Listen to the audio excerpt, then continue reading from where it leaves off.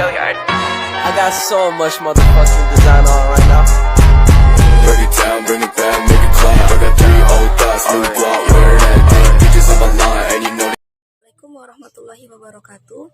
Perkenalkan, nama saya Eva Sri Rohyatun, NIM 2112130128. Akan memaparkan materi guna menyelesaikan tugas dari dosen pengampu mata kuliah Hak Kekayaan Intelektual, Ibu Tri Hidayati. Di sini saya akan membahas tentang pengertian dari hukum kekayaan intelektual, perspektif hukum kekayaan intelektual dalam Islam, dan pendapat para ulama, serta pendapat MUI. Pengertian hukum kekayaan intelektual.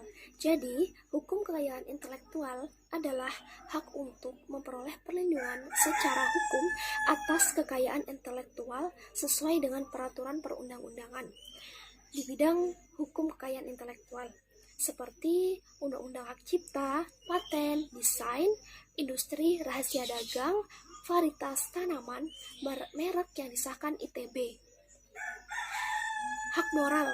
Hak moral adalah hak yang melekat pada diri pencipta atau pelaku yang tidak dapat dihilangkan atau dihapus tanpa adanya alasan apapun, walaupun hak cipta atau hak terkait telah dialihkan. Hak ekonomi. Hak ekonomi adalah hak yang melekat terkait dengan hasil karya cipta yang dimiliki oleh pencipta itu sendiri.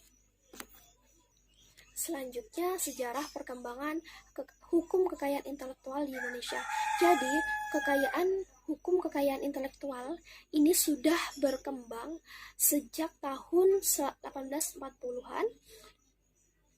Selanjutnya yaitu sejarah hukum kekayaan intelektual. Peraturan perundang-undangan di bidang hukum kekayaan intelektual di Indonesia telah ada sejak tahun 1840-an. Pemerintah kolonial Belanda memperkenalkan undang-undang pertama mengetahui perlindungan hukum kekayaan intelektual pada tahun 1844. Selanjutnya, pemerintah Belanda mengundangkan Undang-Undang Merek pada tahun 1885, Undang-Undang Paten 1910, dan Undang-Undang Hak Cipta tahun 1912. Lalu, sebenarnya apa sih tujuan dari hukum kekayaan intelektual sendiri? Jadi, tujuannya adalah untuk melindungi karya setiap orang. Lalu, manfaatnya hukum kekayaan intelektual ini bagi pemerintah adalah untuk melindungi hasil karya warga negaranya. Selanjutnya, ruang lingkup hukum kekayaan intelektual menurut TRIPS nomor 7 tahun 1994. Yang pertama, hak cipta dan hak yang berkaitan dengan hak cipta. Yang kedua, merek dagang. Yang ketiga, indikasi geografis. Yang keempat, desain industri. Yang kelima, paten. Keenam, DTSLT. 7, rahasia dagang. Yang delapan, control of anti-competitive practice in contractual licenses. Yang kesembilan, enforcement. Di Indonesia, sistem perlindungan hukum kekayaan intelektual itu terbagi menjadi dua. Yang pertama yaitu sistem konstitutif dan yang kedua sistem deklaratif. Sistem konstitutif adalah sistem pendaftaran pengaturan bahwa pendaftaran adalah bentuk perlindungan hukum yang menimbulkan kepastian hukum.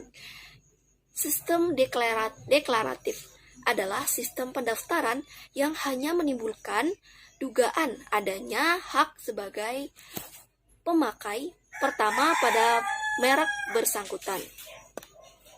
Dasar hukum hak kekayaan intelektual adalah yang pertama, Undang-Undang Nomor 7 Tahun 1997 tentang pengesahan Agreement Establishing the World Trade Organization. Yang kedua, Undang-Undang Nomor 10 Tahun 1995 tentang kepabeaan. Yang ketiga, Undang-Undang Nomor 12 Tahun 1997 tentang hak cipta. Yang keempat, Undang-Undang Nomor 13 Tahun 1997 tentang hak paten. Yang kelima, Undang-Undang Nomor 14 Tahun 1997 tentang merek. Selanjutnya kita akan membahas hukum kekayaan intelektual, perspektif hukum Islam. Bagaimana pandangan konsep mal dalam Islam dan juga pendapat para ulama, perbedaan pendapat para ulama.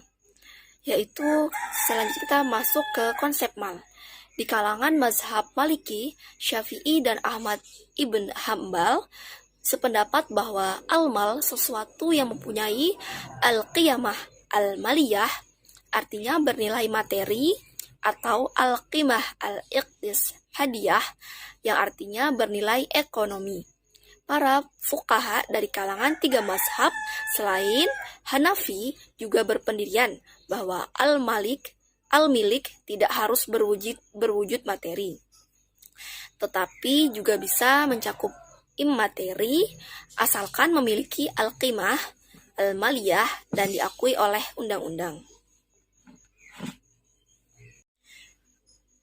Konsep mal di kalangan mazhab Maliki, Syafi'i, dan Ahmad ibn Hambal sependapat bahwa al-mal sesuatu yang mempunyai al-qimah al-maliyah atau bernilai materi, atau al-qimah al-istiqhadimah, yaitu bernilai ekonomi. Para fuqaha dari kalangan 3 mazhab selain Hanafi juga berpendirian bahwa al-milk tidak harus berwujud materi, tetapi juga bisa mencakup imateri asalkan memiliki al-qimah al-maliyah atau bernilai materi dan diakui oleh undang-undang. Sesuai dengan prinsip tersebut, maka bisa dikemukakan bahwa hak cipta dapat dikategorikan sebagai harta hak cipta yang merupakan al-milk al-atom atau milik sempurna bagi penciptanya karena ia merupakan produk dari kreativitas seseorang. Hak cipta dalam Islam merupakan hak milik yang dilindungi oleh undang-undang. Pelanggarnya itu dapat dinilai sebagai kejahatan terhadap harta benda. Diskursus teori kepemilikan harta yang berkaitan dengan hak kekayaan intelektual ini dipertegas dalam fatwa-fatwa ulama seperti keputusan Majma' al-Fiqh al-Islami nomor 43, Muktamar nomor 5 tahun 1409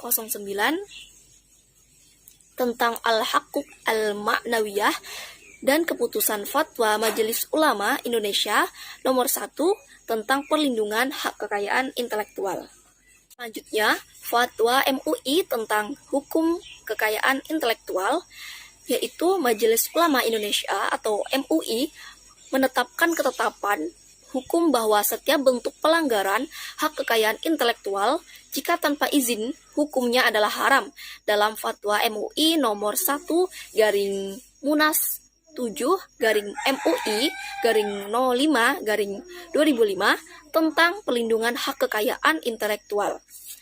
Sekian dari saya, kurang lebihnya mohon maaf. Wassalamualaikum warahmatullahi wabarakatuh.